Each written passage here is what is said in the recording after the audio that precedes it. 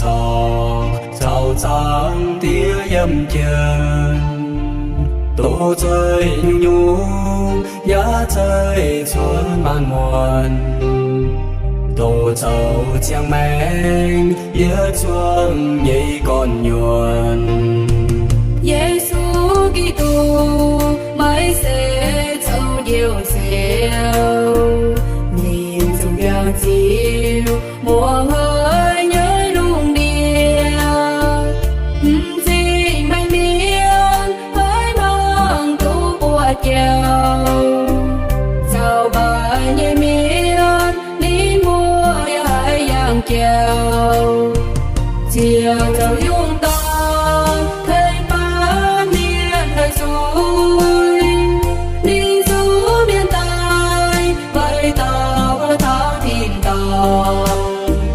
xin đi của ni ta phàm nói nàng tài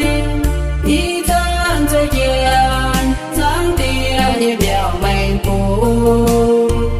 chiếu chiếu Giêsu ni nàng ruồn tai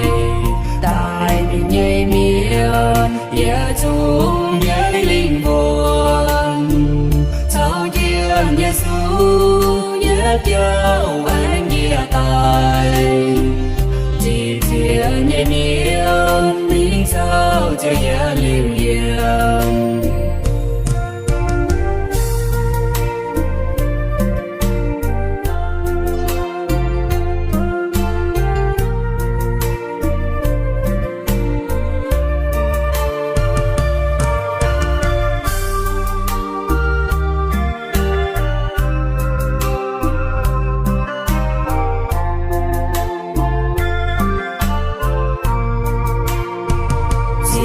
cho chúng ta